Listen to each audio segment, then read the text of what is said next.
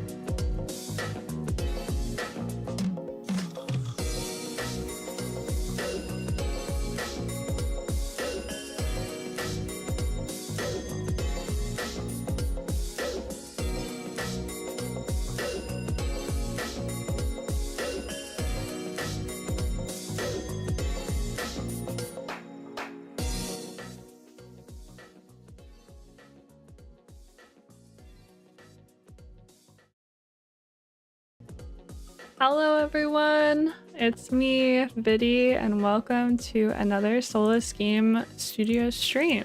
Happy Monday! Isn't it the best day of the week when we get to hang out together?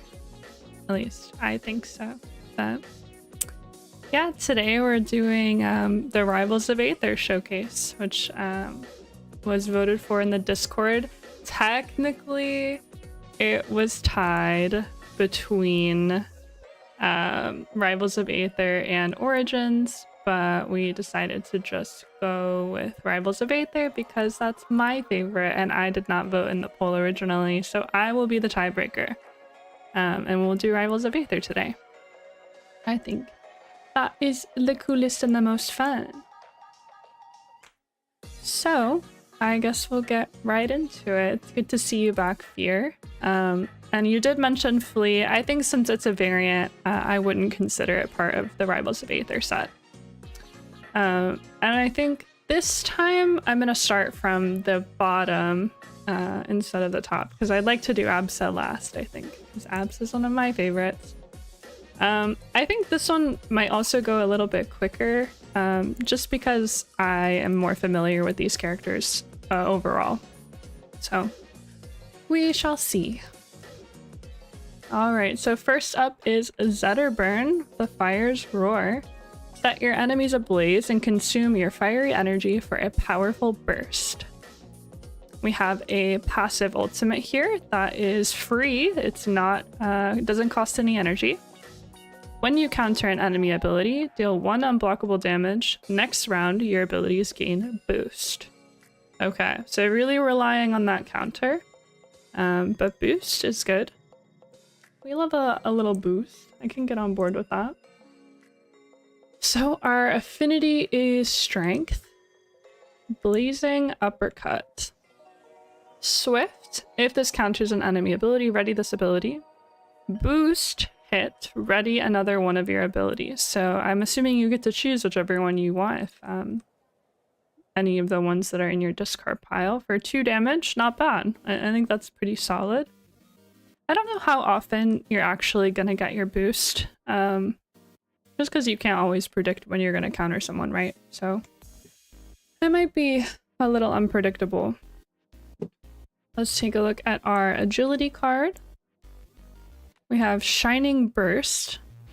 If this ability's damage is blocked, deal 3 unblockable damage. Okay. I think that's pretty good. So you're hitting for 1 or you're hitting for 3 if they block it. Pretty reliable, as long as you don't get countered. See our intelligence ability. We have Wildfire Main, 1 damage, Pierce.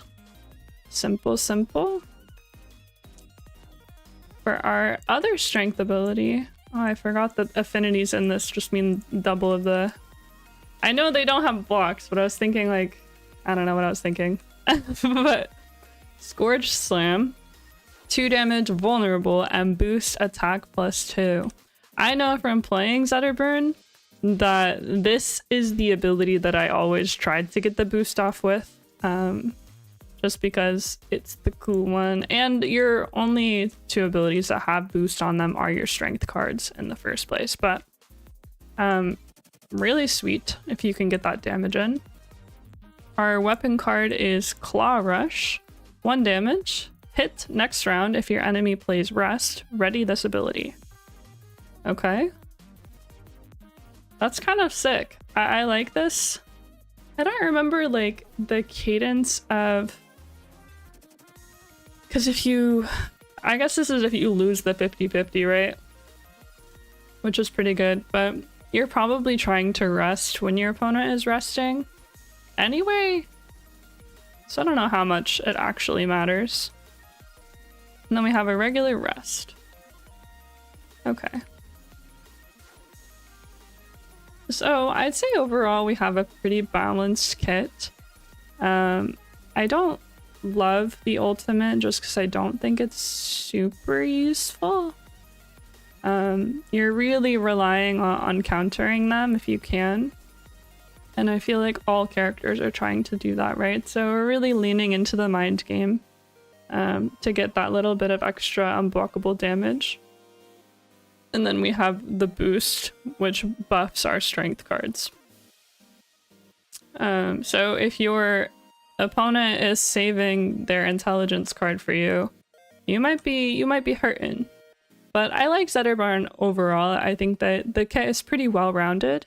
I have not played the Rivals of Aether video game, so I don't know how true his kit is to the video game, but I think that it's pretty neat overall. I wish that some of the abilities were a little more useful. Like I said, I don't know how often you're actually going to get this Claw Rush ability. I don't know how often you're going to get the burn damage. So it might just be a little bit unreliable, but not too bad. I think a solid start to where we are. And he'll be the first one over here, so he'll get to be all by his lonesome. Let's see who we have next. Rastor. I have spent a good amount of time playing Rastor, I'll be honest. So Rastor the Wind's Fury. Combo the hit effects of your abilities together in a barrage of attacks with agility affinity. Our ultimate is Wind Current, ready at 1 energy. Hit, ready one of your exhausted abilities. If that ability has any hit effects, apply them immediately. So pretty solid, just 1 damage, but only costs 1 energy, which is very, very cheap. So you should have this a lot of the time to use, which is pretty sweet. Let's take a look at our agility cards.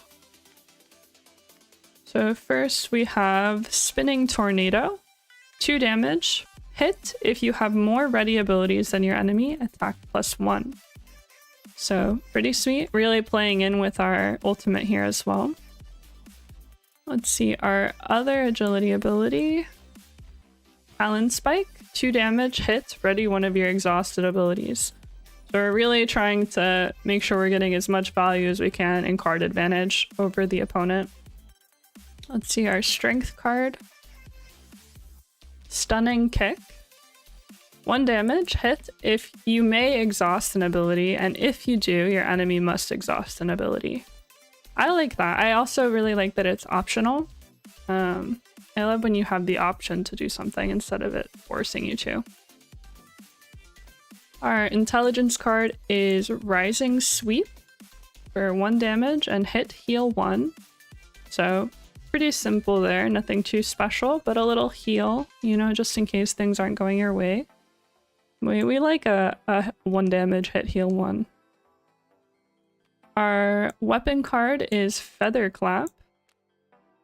1 damage, hit after dealing damage. If your enemy has 4 or less HP, deal 1 unblockable damage. That's really nice, and I think plays really well with your ultimate as well, because you can choose it and do big damn. We have a regular Rest. So Roster the Wind's Fury, I think the kit overall is really well-rounded. I said that about Zetterburn too. I guess that will be true for most of the Rivals of Aether characters, because I feel like this whole box was really well designed. I really like that all of the abilities have a lot of cohesion. They play together very, very well, and all of them have synergy with the ultimate.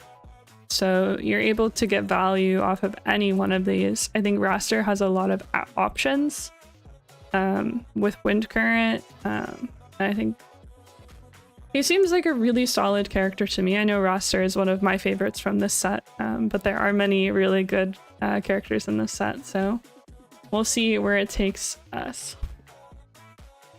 Raster is real good on a Legacy 3v3 team where you can hand down hit cards. Yeah, I can definitely see that with Wind Current just being so strong. That makes a lot of sense to me. I really should try 3v3 play. I've never done 3v3, so I don't know what it feels like, but it does sound like fun. I feel like I'd want to do wacky stuff though. I love to do wacky things. So next up is Rano, the Poisonous Pacifist. I know Lilac mentioned this being one of their favorite cards, or favorite characters. So Rano the Poisonous Pacifist, we have Intelligence Affinity and a 2-star advanced difficulty. Your energy fuels your poison and empowers your abilities, but you lose power when you take hits. So we're trying to apply poison stacks. Passive that's active at 1 energy. After all non-rest abilities resolve, deal 1 unblockable damage. When your enemy counters one of your abilities or plays rest, you lose all of your energy. So your enemy has some tact here where they can change what they do depending on how many poison stacks you have. So an ultimate that kind of warps the flow of the game, which can be a fun and interesting thing to interact with. Let's see how the rest of the kit lines up. So for our first intelligence card here, we have Toxic Trap, Stun, Swift, block 2 damage. Okay, so 2 really good keywords that rely on you countering and just a good old block. So Since this character wouldn't have a block normally, this is just functioning as your defend card, which is kind of interesting. Then our next intelligence card, we have Poison Darts. 1 damage, hit. If you have no energy, gain 1 energy. So this is a failsafe. If your opponent is trying to stop your poison stacks, then you'll be able to get it back. So that's nice. Or if you, like, I don't know, can't get the counter off or something, this would be solid first card to start off with. But then again, you know, since you have intelligence affinity, your opponent might be trying to play around that as well. But I love a good turn 1 rest. You can never go wrong with a turn 1 rest, so that's an option too. Let's see, our strength card here is Toxic Tongue. 1 damage, hit, your enemy must exhaust an ability. Simple, straightforward. Our agility card is Quick Jabs. 1 damage, vulnerable, and hit, ready this ability. I wonder why they put vulnerable on this. Just because I guess it can keep coming back to your hand. It's fair enough. Our weapon card is Passy Fist. 0 damage. If you have any energy, this has attack +1 and its damage is unblockable. I think that's pretty good. Then we have a regular rest. So a pretty solid kit overall. I like that you're able to kind of get online with your poison stacks, with your poison darts. I like the block. The odds that you get a counter with this is probably a little bit lower just because your opponent is going to be expecting you to play your intelligence cards. But I like the kit overall. I think it's really simple, really steady damage over time. I'm not sure I agree with the 2-star advanced difficulty, but maybe that's just because you're having to keep track of the poison stacks, so it's like an extra thing that you have to think about. If anything, I would say it's 2-star advanced because your opponent has to know how to play against it, because they have to make more decisions than you do, really. So who knows, but I like him. Rano's cool. Little poison froggy. I don't know where. I guess we should start ordering these in the order of my favorite. So I'll put Rano somewhere in the middle. Rano is not really my playstyle personally. I guess I haven't talked about that very much yet, but we're about to see what my playstyle is. Because we are about to look at my favorite character in the game. So, you know, Arcane's the best. I'm not biased or anything, but... so next we have Arcane, the Puddle Jumper. Your abilities have unusual countering potential, allowing you to dodge enemy attacks constantly. Now, one thing about me is I love an annoying character, and Arcane is one of those, okay? They're just... I love bringing rage to my opponents. It makes me very happy on the inside. It does something for me, I don't know. Maybe I was born to be a court jester. But our ultimate here is Water Amp. Your non-rest abilities counter enemy abilities that match their symbol in addition to their normal counters. This is a 2 energy passive.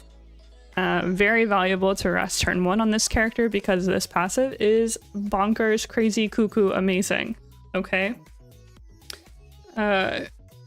Because you're able to counter like 2 different ways with every card. It's just very sweet. So let's take a look at our intelligence cards here. We first have Tidal Wave, 2 damage with Vicious. So potentially 4 damage on this card, very strong. Especially if you have your passive active.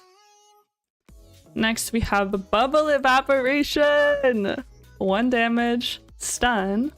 Hit if your enemy has a passive ultimate, they must exhaust an ability. And something very special about this card is that it counters not only strength, but also ultimate. So if your opponent has a like a ready ultimate that they can add to their hand and play, then you can counter it with Bubble Evaporation, which is freaking sicko mode, okay? It's sweet and very fun. I love Arcane because it slams 90% of Massive Verse. No, I'm an original Arcane fan, okay? When this box was released, I was like, oh, that's my character, and it's been that way ever since, okay? Like, Arcane has been my #1, and, you know, that's who I bring out when I just want to have a really good time. It's win or lose. I feel like Arcane is just so fun to play.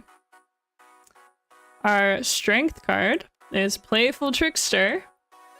1 damage. When you counter an enemy ability, ready this ability. This ability functions during the round it is played and also while it is exhausted. So whenever you counter an enemy ability, you get to return this to your hand. And also, if it basically has Swift, right? Because if you counter, then you get to return it to your hand as well. So, very sweet. Just more synergy with the kit. Then we have Puddle Teleport. Stun, block 2 damage. So, pretty simple here. I think stun is, in my opinion, one of the strongest keywords. And we get it on 2 of our cards here, which is really nice.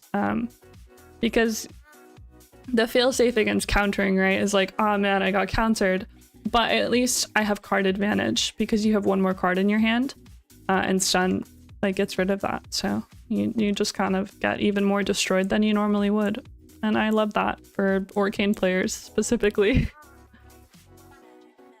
Our weapon card is Geyser. 1 damage, stun, and vicious. My 2 favorite keywords are stun and vicious. Because vicious have big damage, you know? That's the goods.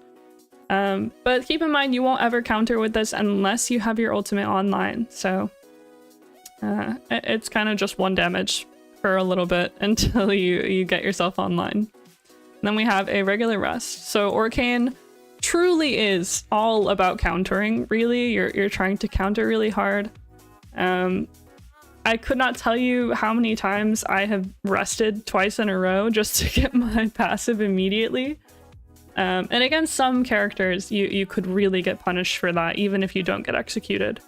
But it's a really fun kit overall. I think countering is so satisfying when you're the one doing the countering. And you know, sometimes you can make people rage and then they just quit and then you win, which is like, it's not the most fun, but I do really like winning. So, you know, it's just the way of the world sometimes. But yeah, Arcane's the best character in the game and their kit is really sweet and I love countering things. So yeah, Arcane's just gonna go at the top for me because I think they're the coolest. Okay. So next, we have Maple. Also a very cool character. Maple is also cool because originally Maple and Absa were both only available in the dual set. And now they are available in the full box, but you kind of had to be at conventions or order them on their own to get them, which made them kind of like more interesting in some ways. So Maple, the Sylvan Watcher, outdamage your opponent to unlock the potential of your boosts and keep the momentum going. Our ultimate here is Watcher's Mark. At the end of each round, if you dealt more damage to your enemy than they did to you that round, add the boost effect to your ability next round. So we have something that's kind of hard to keep track of here. I would definitely be like using some sort of token or something to mark when I have Watcher's Mark, just so that I remember in case you spend some time thinking about the next strike. So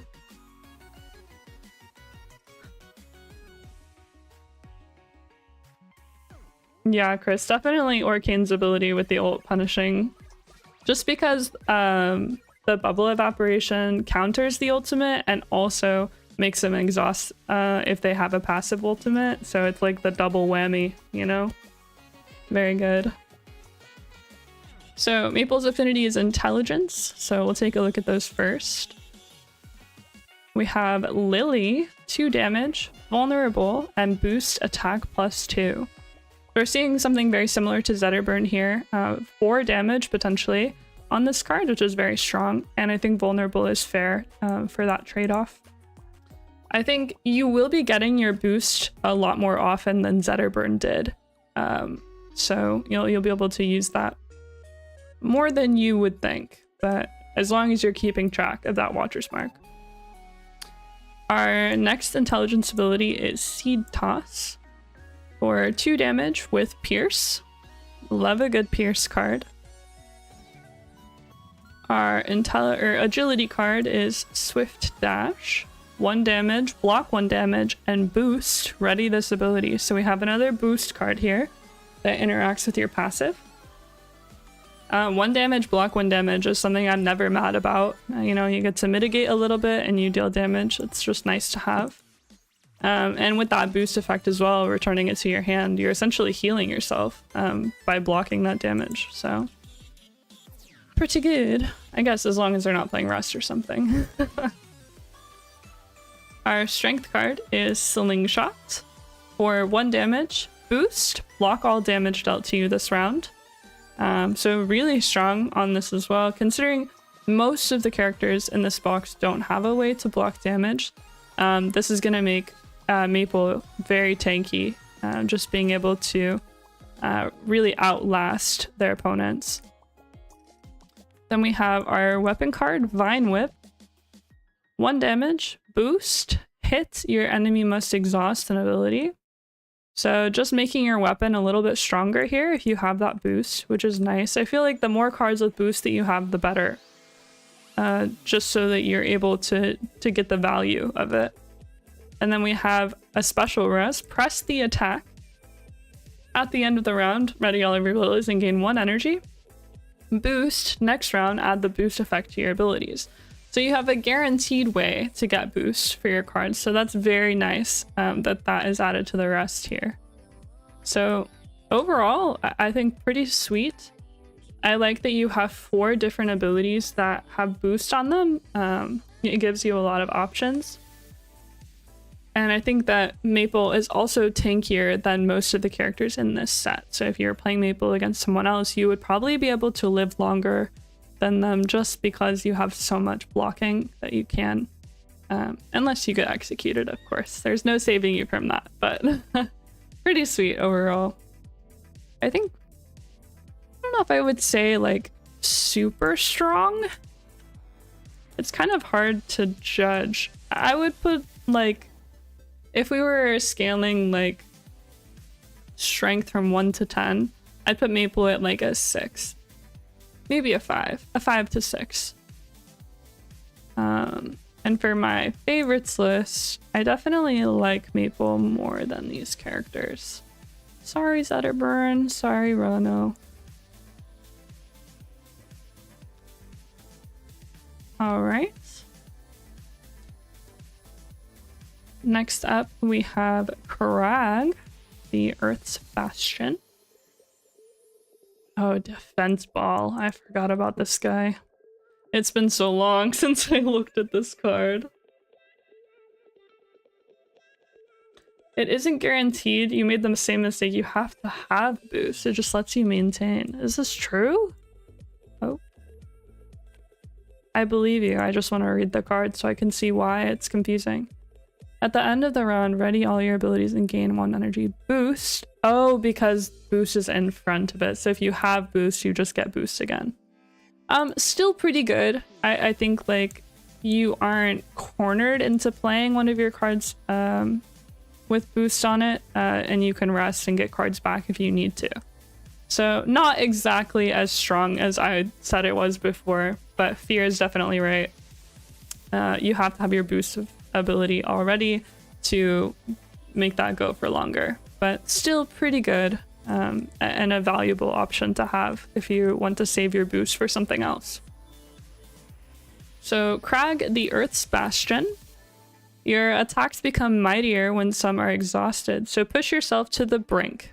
Okay. Defense Ball, ready at 1 energy.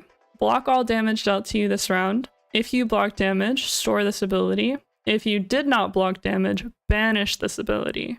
So a little bit of risk here if you're not able to block damage, but a pretty cool card. I think for what it does, I feel like it's kind of... Should I say bad? I don't want to say bad, but it really sucks that you lose your ultimate, right? And all it does is block one strike for you, or 1 round. So not the best option in my opinion. You really want to make sure that you can block damage, but let's see where the rest of the kit takes us.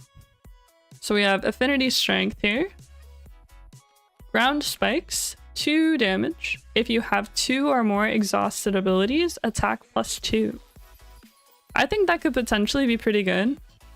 Oh, could you imagine if Defense Ball, instead of saying if you block damage, store this ability, it just said like discard it. So it goes to your discard ability or discard pile, and then your Ground Spikes has like 1 more card to fuel it. If you block damage, exhaust this would be good, but in a pipe dream, that's what that card does for me.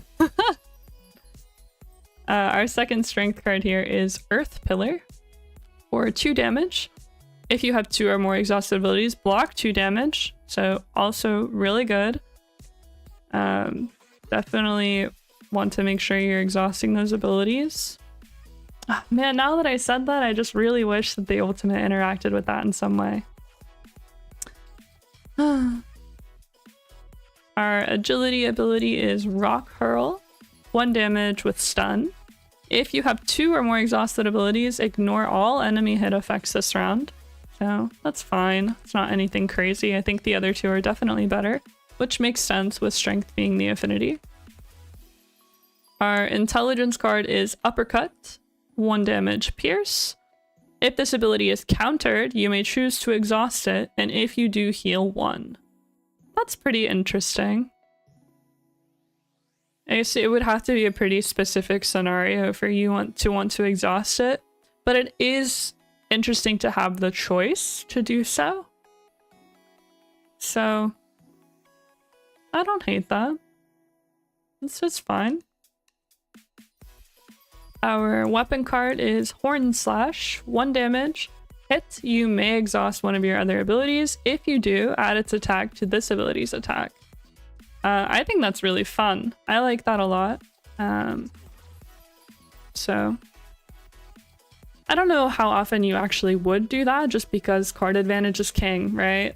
Yeah, like having extra cards over your opponent is really good. But if you know that like they're gonna be resting next round and you can rest, like why not? You know, you might as well add that extra damage, and the maximum you could get off that is 3 damage, right? But 3 damage on a weapon is kind of insane. That's a lot of damage. Then we have a regular rest. So I think we have a pretty strong kit if we just don't look at that for a second. I would say that this is one of the stronger cards or stronger characters. And the ultimate is not bad, right? Like it's not bad. It is just a block for you, and it's an extra card in your hand, which is valuable. But it kind of seems to me that it is playing against what the character wants to do, because it's keeping you from having 1 more exhausted card, right? And you're trying to hold on to your strength cards so that you have like this back and forth of things that you have in your discard pile and wanting to play these strength cards. So I feel like a Crag might just be a little too predictable. Crag, in context of just this set, is great against 25% roster and Rano inherently. Why Or I guess what makes you say that? Because they like focus on or make Crag exhaust abilities? Because I know Raster had that one card that asks to or hit you must exhaust an ability or whatever. Because it works against hit. That's true. The ultimate? Yeah, that's definitely true. I don't think I would say the Crag is probably pretty strong. This character is not my playstyle, but is like if I were ranking like off of strength here, I would put, let's see, we have 6 characters out. Man, it's really when the box is like so well balanced, it's really hard to put like a power ranking.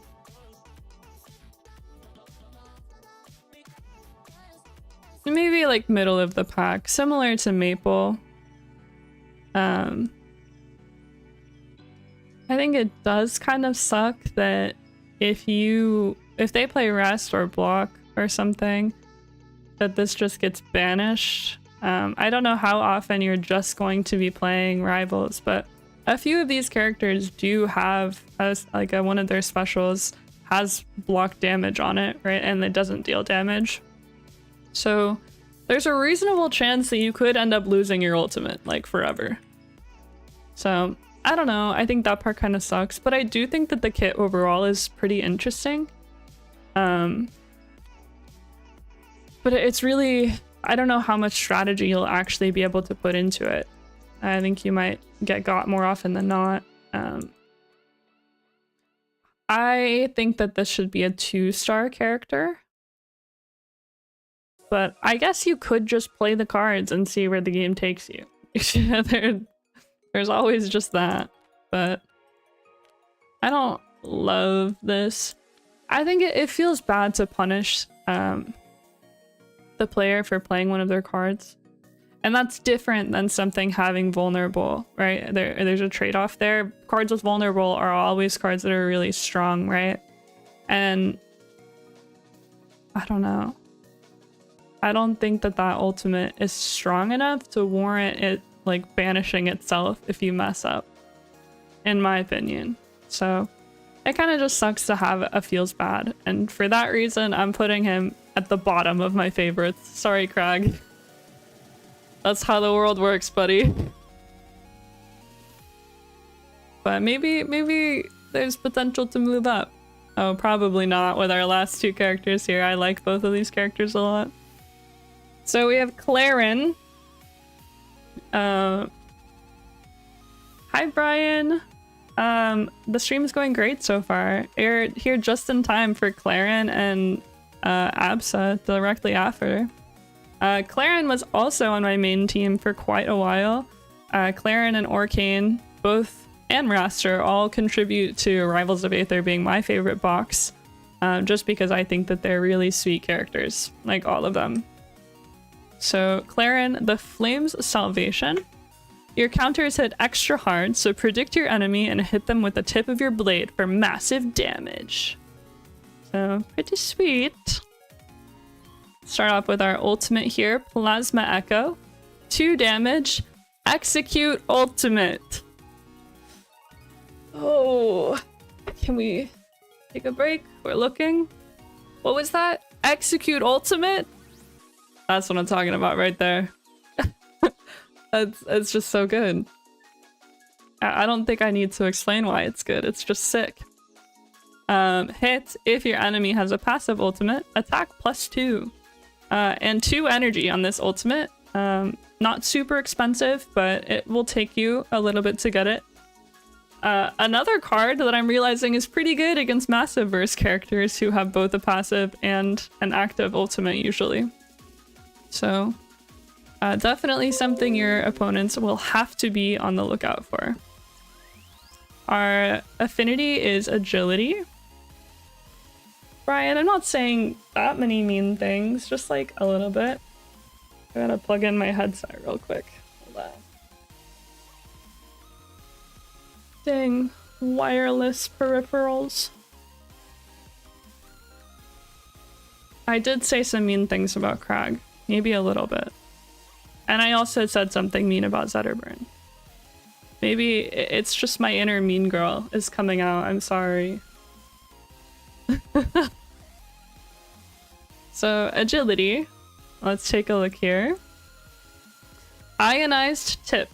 2 damage. Vicious. We all know what I'm saying about vicious. If your enemy played breast, attack +2. So, really strong agility card, like right off the rip here. So potentially, you could have 8 damage, right? No, because you can't counter the rest. But potentially 4 damage if you counter, or if they play rest. So really, really strong. Our second agility card here, Spinning Slash. 2 damage. If you countered an enemy ability last round, attack +2. So another card that is potentially 4 damage. So really front-loaded kit. Here, I don't feel like there are a lot of characters that can do 8 damage to you with 2 cards. I don't think you see that quite so often. There are some outliers, of course, that we have seen during these showcases, but pretty sweet, both of those cards.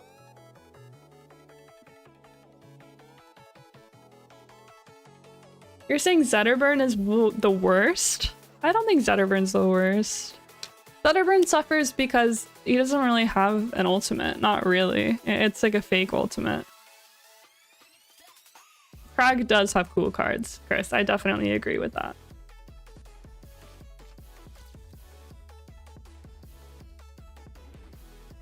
Our strength card is Swift Grasp. 1 damage, vicious, and stun. I'm really seeing this a lot on characters that I really like. No way! You know, 1 damage, but potentially more, and with a stun. Really punishing your opponent for getting countered. Our intelligence ability is Energy Field. Block 1 damage. If you take no damage this round, deal 2 unblockable damage. So really multi-layered, you can use this as a block. And if by chance they play their block, we see the defend to defend all the time in this game, you get to deal damage to them anyway. So that's the goods. It's so good. And then we have our weapon, Plasma Blade, 1 damage.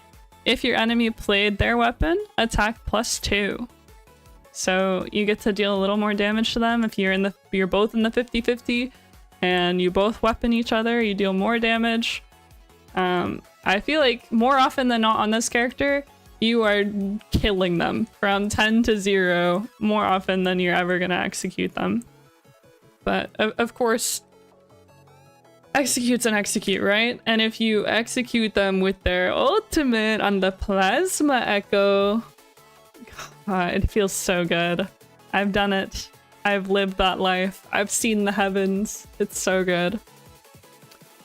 So if you couldn't tell, I like characters that focus on countering because I think countering is the most satisfying thing. But yeah. Claren's very cool and has a really cool ultimate and really strong cards overall. I think Claren ended up being one of the strongest characters. I want to say it was Claren or Rastor during our CEO tournament, but it's hard for me to remember. But Claren's just really good and just does so much damage, even if you're not able to get a counter or whatever. Like, it's just a lot of damage.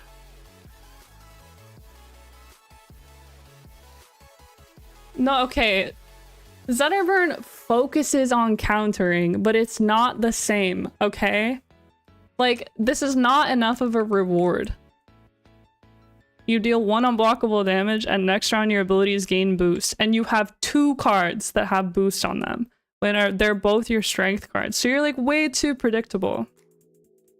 Like with Claren and Orcane both, like their focus is countering, but their kits also synergize so much better with it.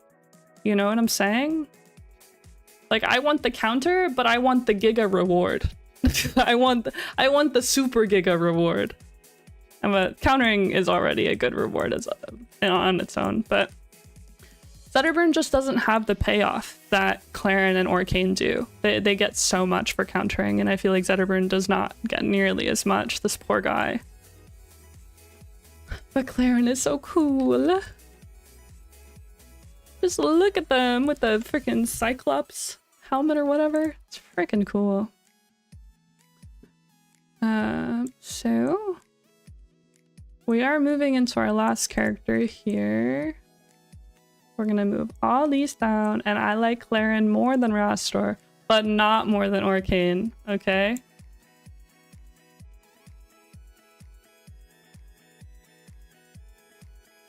So our last character is Absa. Hello? Thank you. There we go. So, Absa, the Storm Architect. Zone your opponent out and keep your options available. Don't get cornered with a small hand. Like you ever could, Absa. Like you ever could. This is where... So, remember earlier how I said I love playing annoying characters? This is an annoying character that I don't like playing. So, there's nuance to everything. And this is one of those characters that will show that. I hate playing against Absa, and I don't like playing as Absa. But I understand why Absa is really fun for people to play. But man, is this character annoying. So Cloud Control is their ultimate for 1 damage and block 1 damage. This is special because you have 2 copies of this ability, and when you have 2 energy, you ready both of them. And they become exhausted after use, okay? That line of text is extremely important. They just become exhausted. They don't go back to being stored. You can get them back and ready them when you rest, okay? Oh, this character really grinds my gears. So, really strong, extremely strong. I don't know how best to show that. Maybe like that.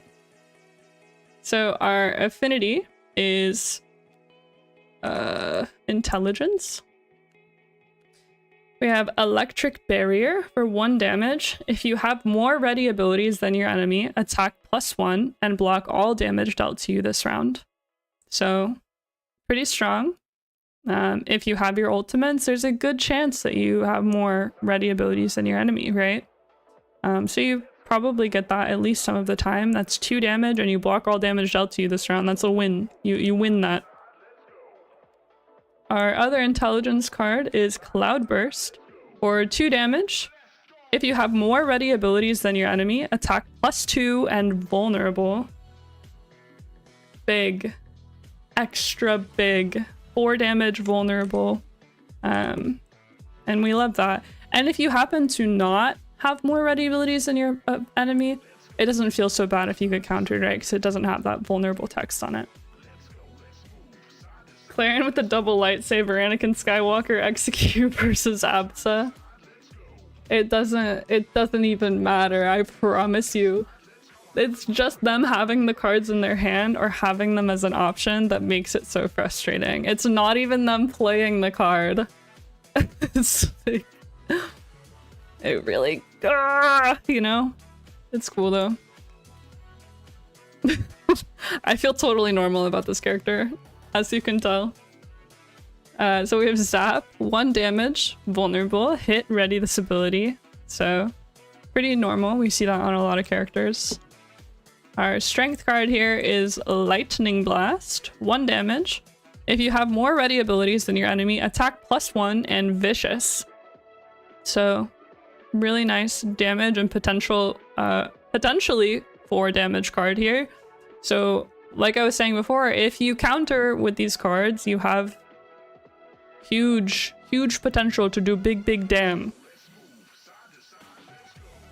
Don't show my anguish. Absa feeds off of it. You know who has played Absa against me more than anyone else? Chris. I swear, we sit down at the table and I'm like, Chris, you want to play a game? And he's like, yeah, sure. And he pulls out Absa. And I'm like, never mind, I gotta go. Like, oh, this character is just something else. Our weapon is Storm Globe, 1 damage. Ignore enemy effects that would cause you to exhaust abilities this round. That's pretty interesting. I like that, and it plays more into the kit, right? You're wanting to keep ready abilities as much as you can. And then we have our regular rest. So, pretty sweet. I'm pretty happy with this kit. Like I said, this is not a character that I would play, but I do think that this character is very strong. The ultimates just being deal 1, block 1, you have card advantage all the time. Once they get these ultimates, they never go away. You have to deal with them forever. So, like, it's not unbeatable. And as long as, like, you're playing well, then Absa could kind of just be paper cutting you. But the paper cuts matter, okay? You guys know in Everything Everywhere All at Once, where they like do the jump or whatever, and they do the paper cuts on like the web of all of their fingers? That's what playing against Absa feels like to me. But all the respect if you enjoy playing Absa. I think they're pretty strong. Maybe I'm biased just because I find them so annoying. Do I think that they're stronger?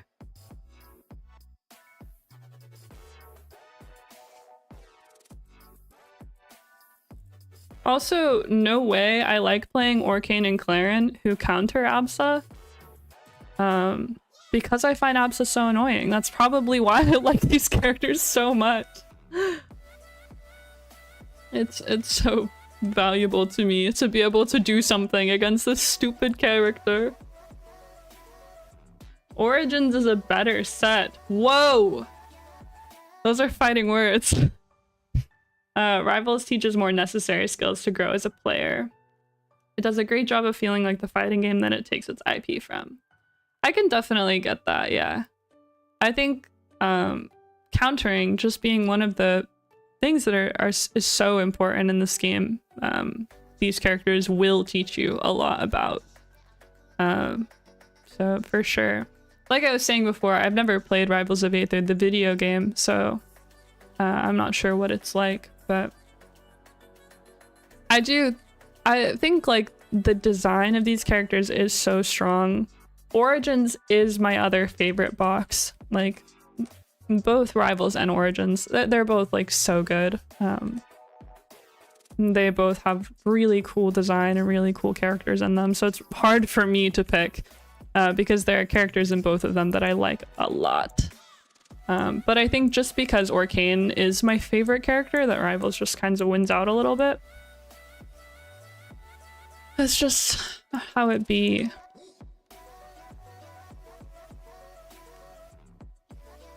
Okay, so this is really difficult because if we're going by like my favorite characters,